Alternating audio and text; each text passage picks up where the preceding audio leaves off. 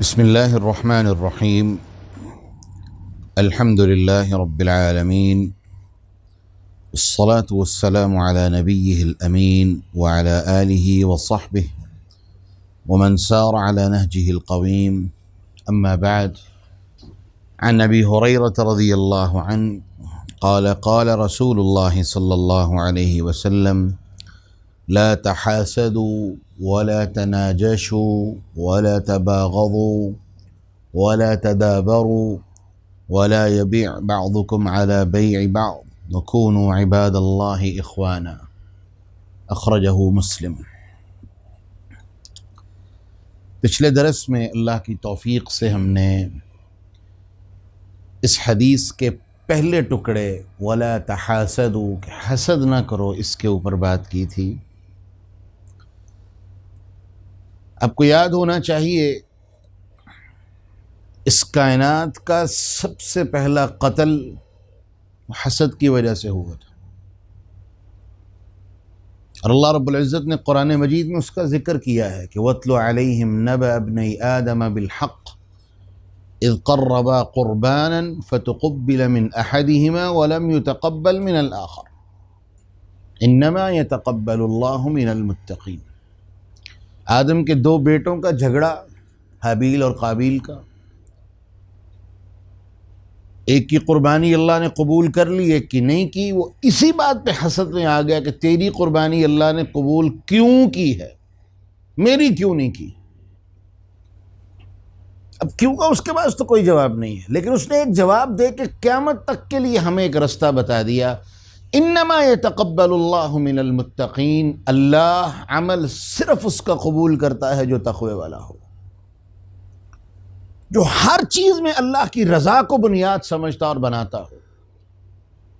جس شخص کا حصول مقصد جو ہے وہ اللہ کی رضا ہو، وہ صحیح معنوں میں اپنے عمل کے بارے میں وہ مخلص اور کامیاب ہونے والا ہے۔ تو قرآن کہتا ہے بھائی نے بھائی کو قتل کر دیا، کیوں؟ وہی حسد کی قسم، تیرا یہ کام کیوں ہوا، میرا کیوں نہیں ہوا؟ جبکہ کام کسی کے اختیار میں نہیں ہے، صرف میرے اللہ کے اختیار میں ہے۔ کئی دفعہ ہم یہاں جاتے ہیں کسی ادارے میں، کسی دفتر میں، کسی کے سارے اوراق پورے ہوتے ہوئے بھی افسر ان کو ایسے ہی کوئی ایلیگیشن لگا کے، کوئی بنیاد لگا کے، کوئی عذر لگا کے اس کو بھگا دیتا ہے، چل بھاگ جا میں تیرا کام نہیں کر رہا۔ اور کسی کے اوراق پورے نہیں ہوتے، اس کا بھی کام ہو جاتا ہے۔ تو کیا جس کا کام ہو گیا، کیا اس نے اس کا کام رکوایا تھا؟ نہیں۔ لیکن جواب کیا ہوگا؟ تیرا کام کیوں ہوا، میرا کیوں نہیں ہوا؟ حسد کا آغاز ہو گیا۔ اسی چیز سے رسول اللہ صلی اللہ علیہ وسلم نے ہمیں منع کیا، تم نے حسد نہیں کرنا۔ تم صرف حسد نہیں کر رہے بلکہ اپنے ہاتھ سے اپنی نیکیوں کو سوکھی لکڑیوں کی طرح جلا رہے ہو۔ جتنی اپنے حسد کی آگ کو زیادہ ہوا دیتے چلے جاؤ گے اتنی ہی بربادی ہوتی چلی جائے گی۔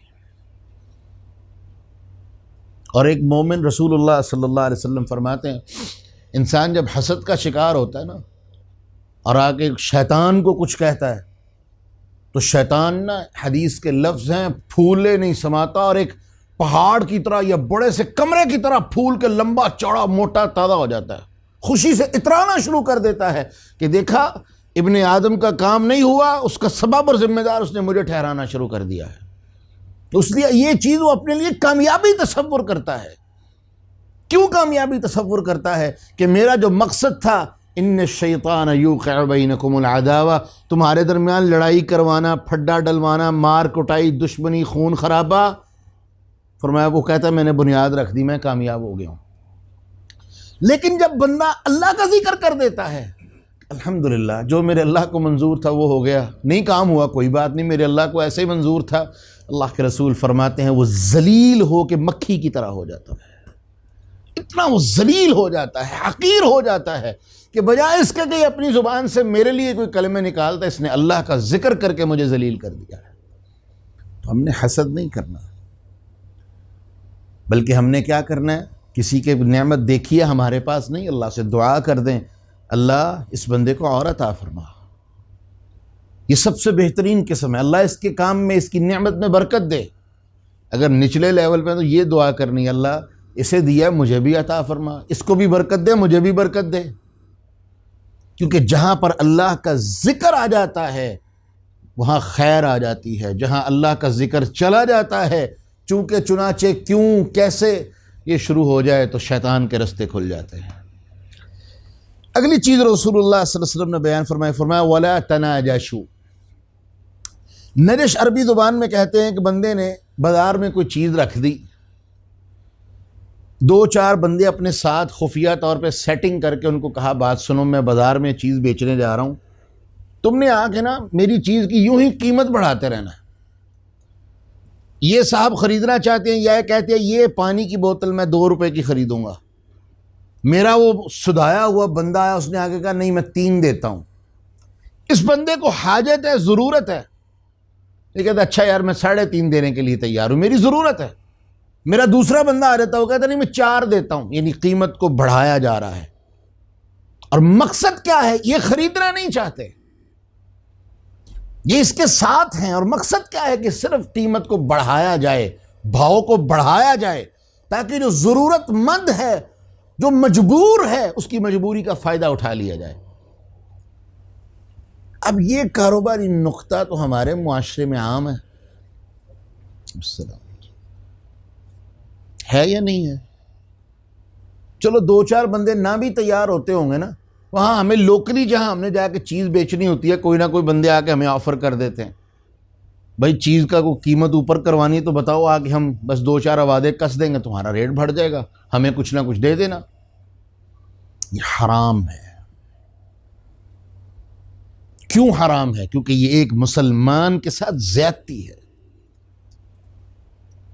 اسلام نے ہمیں منافع لینے سے منع نہیں کیا، لیکن منافع اس حد تک کہ وہ ظلم کو پہنچ جائے اللہ کو یہ پسند نہیں ہے۔ ذخیرہ اندوزی کیوں حرام کر دی اللہ کے رسول صلی اللہ علیہ وسلم کی احادیث میں؟ صرف اسی لیے کہ اس سے لوگوں کے اوپر ظلم کیا جاتا ہے، ان کی جیبوں پہ ڈاکہ ڈالنے کی کوشش کی جاتی ہے کہ مارکیٹ میں مصنوعی قلت پیدا ہو، ہم اپنی چیز کو مہنگے داموں بیچنا شروع کر دیں۔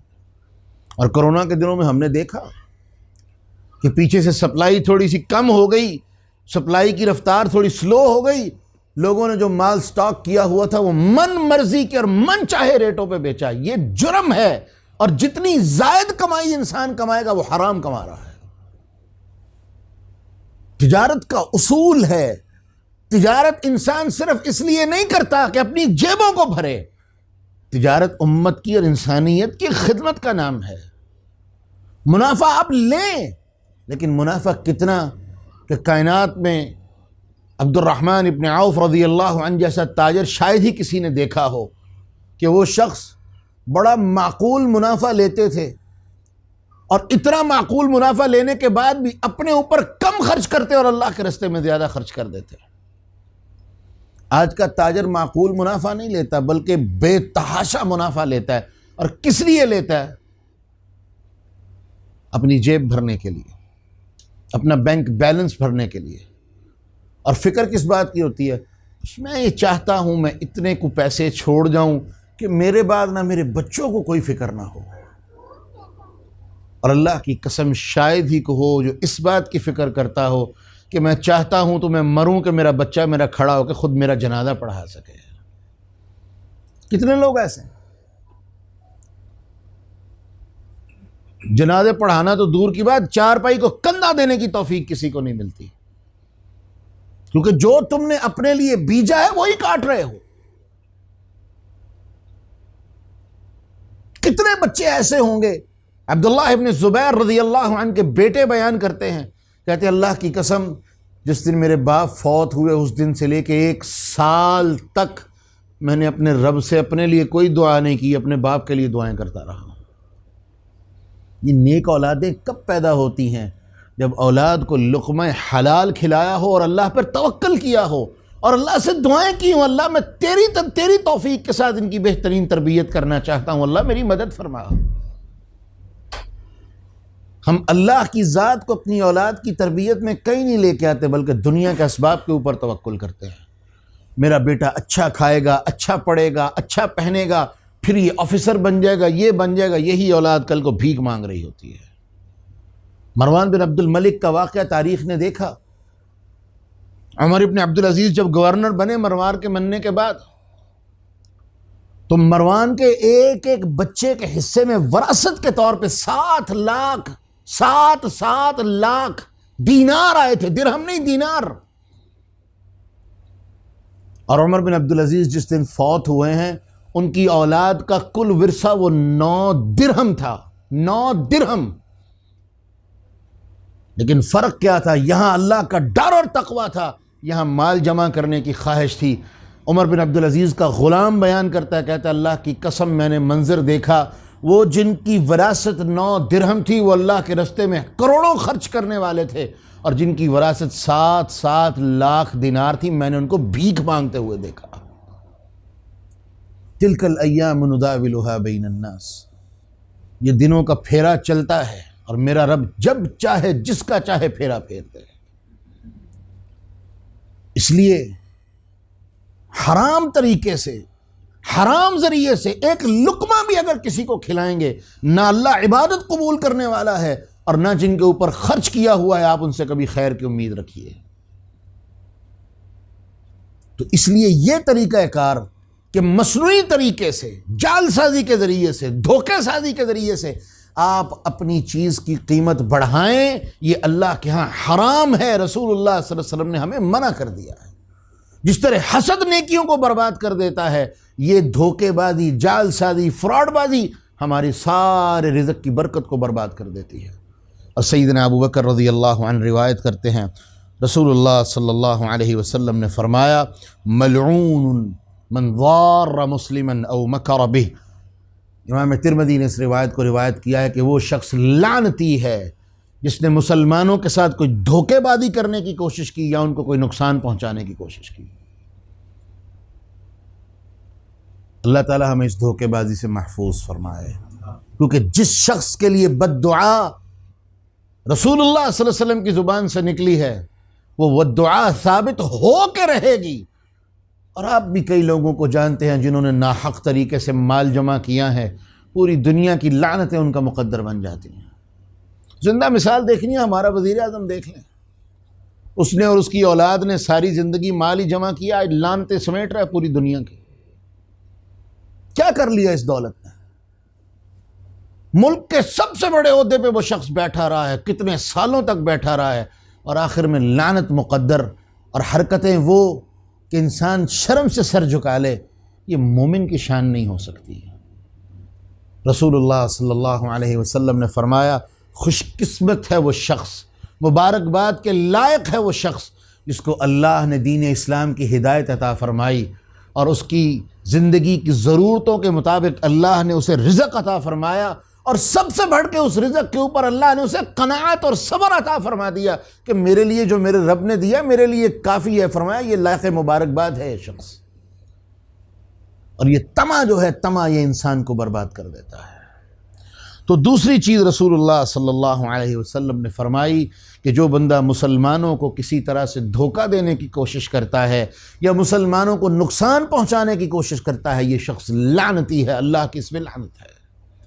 اور ہم جانتے ہیں لعنت کا لفظ رسول اللہ صلی اللہ علیہ وسلم کی زبان مبارک سے بہت کم نکلا ہے، لیکن جہاں نکلا ہے وہاں حق نکلا ہے، اور اس حق کو کوئی بدل نہیں سکتا۔ تو دوسرا سبق جو ہمیں اس حدیث سے ملا وہ کیا ہے؟ پہلے نمبر پہ تم نے حسد نہیں کرنا، اور نمبر 2 تم نے اپنے مال کو جعل سازی کے ذریعے سے، دھوکہ سازی کے ذریعے سے اس کی قیمت بڑھا کے اس کو بیچنے کی کوشش نہیں کرنی۔